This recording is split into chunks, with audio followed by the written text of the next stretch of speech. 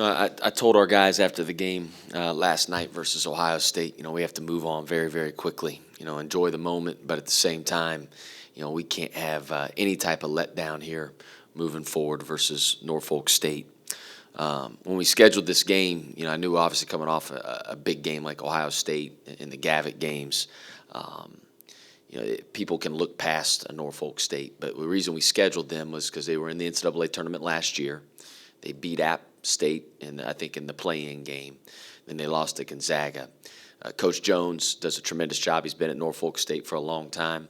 I'll never forget the first time I spoke to him was on the phone when we recruited Rasheed Gaston, who had transferred from Norfolk State and came to Xavier a few years back. And I've kind of followed their teams throughout the years, and he does a great job. I mean, they're going to mix it up defensively. They're going to play zone. They're going to play man. They're going to press. They're going to change ball screen coverages. They're going to throw the kitchen sink at you and try to get you out of rhythm. We saw a little bit of that against Niagara in game one, and that's going to be a big part of our preparation over the next couple of days leading up to Norfolk State is maintaining our rhythm no matter what they're in, zone, man. If they're mixing it up in that possession, it really doesn't matter. We're going to run our offense. Offensively, they have a tremendous player, a guard who's very, very experienced, and Joe Bryant. Joe can really score. He's tough as nails. He's a winner. He was an all-MEAC guard last year, and he will be this year as well. So they're not going to be intimidated or scared coming in here, I can tell you that. They're a good team. They're 4-0 on the year. I think they just came off beating they beat William and Mary. They've beaten Tennessee State, and I know they're playing Bowling Green tonight at Bowling Green. So we're going to have a big challenge. This is all about us. It's about our identity. We have to be who we are every single day in practice. Coach, I was looking at Norfolk State's numbers, and what do they look like offensively? Because I think I saw that, through 4 games as a team, I think they're shooting 57% from two-point range. They turn it over quite a bit. But what can you say about their attack offensively? Yeah, I think they're guard dominated, with Joe, and I think it's Christian Ings is his last name, Ings. He's a really talented player, transfer from Rider, who's scoring the ball for them.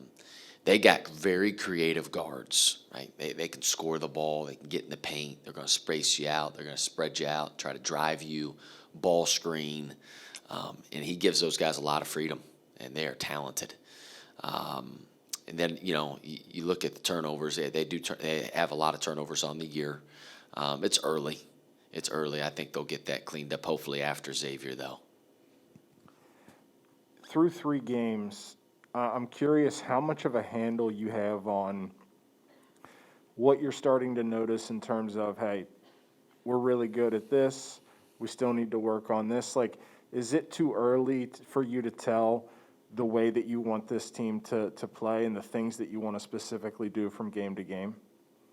Yeah, I think we're starting to form our identity, Adam. I think we play really hard. I think we compete. I think our guys fight. They really fight out there. We played small this year at times. We're playing, Colby at the 4, right?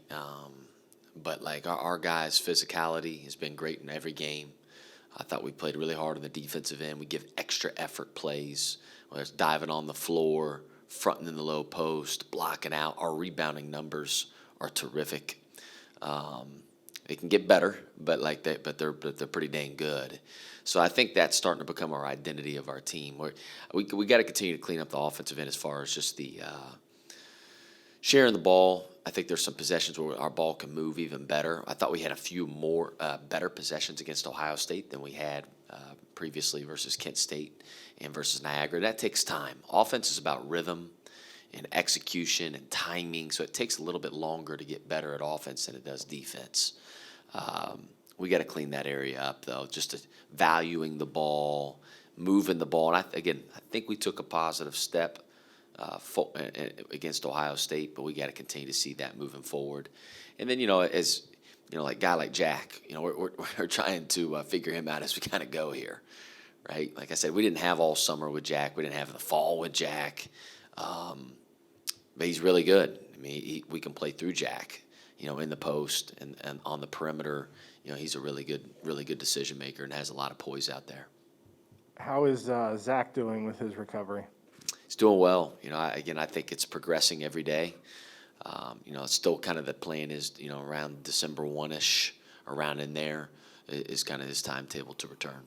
And, being in season and going from one game to the next and the preparation that requires, is it hard not to think about what you're going to look like and how Zach fits in when he does get back? Like, can you even allow yourself to really start thinking about that? Or is that something that the wheels are already starting to spin of how you want to use him with these guys when he does get back? Yeah, I think you have to have that in mind, right? Because it is coming down the pipe. Zach's obviously a big part of our team on both ends of the floor. So, yeah, I think we're going to have to kind of a little bit of figuring it out on the go, a little, somewhat though.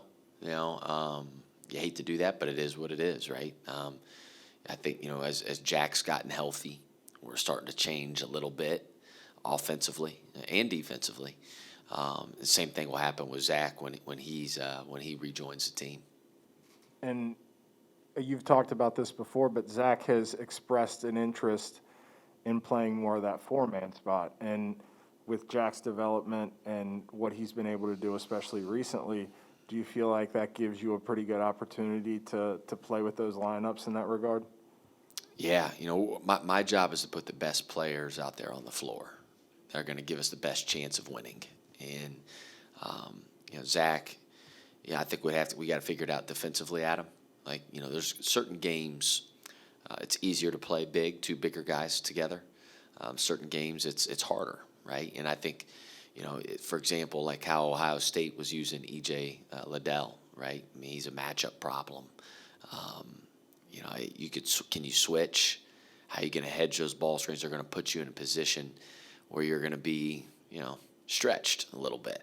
And I think that's where Zach will have to figure that out. But I think when you look at it from the perspective of, hey, listen, we got to put our best players on the floor. That's what we have to do, and we got to figure it out. So he'll play the 4 and the 5. There's no doubt. But we're going to put the most productive guys out there on the floor. Paul's dunk was celebrated last night pretty loudly on the internet and social media and all that stuff, and rightfully so. It was a great play.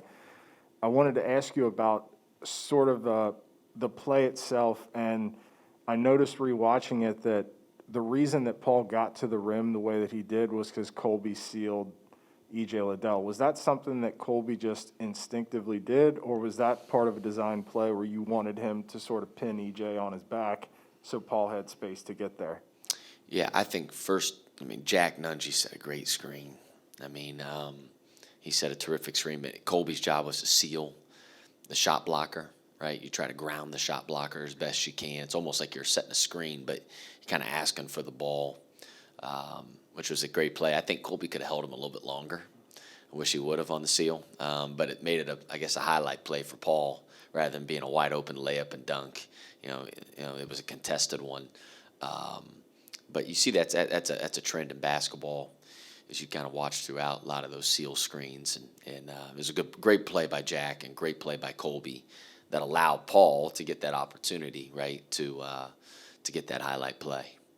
Another guy who sort of flew under the radar a little bit last night. Part of that is because of what Paul did and what Jack did. But Dwan Odom, I felt like, really played a good basketball game. He had some big buckets. I thought it was a nice progression after a slow start for him. What did you make of his performance? Thought he played to his strengths. I think, DeJuan is a young man that I have a high level of belief in. He's a great player. He's a winner. I thought defensively he was really good. He had that presence. You felt him out there. And then on the offensive end, he was just living in the paint. Listen, he is as athletic as anybody in the country, as explosive as anybody in the country. I thought he made some really nice passes as well. He didn't settle. I thought he did a great job. We need that from him because he's almost like he changes our team when he goes in the game just with his burst and athleticism. There's just not many guys in the country like him. Did you get a chance to talk to Justin Cage last night? I have not yet. I have not yet. You know, I've been so locked in. I watched our game late last night, and then I moved right on to Norfolk State, and I've been kind of locked in on them because it is a quick turn. Because our game's at noon on Sunday, and so we'll prep today. So I didn't get a chance to really talk to him yet, but I know obviously Saturday night's the Hall of Fame dinner, so excited to see him. And I talked to him earlier this week, and he said, if given the chance, it's a pretty common occurrence when former players come back. You usually let them talk to your team. I'd assume that would be the case with him and with Gary Lumpkin if they want. Absolutely, yeah, absolutely. Would love it. It's funny. We had several former players here last night, and a few of them came back afterwards, right? And you always want to give. I think CJ was back here, Anderson, Edmund Sumner, and we had several other former players here at the game too. That I think just got lost in the moment, just the excitement, and they're probably celebrating and whatnot. But yeah, anytime we can get former players back in front of our current players, man, that's the message that they can deliver so much more powerful than what I can deliver.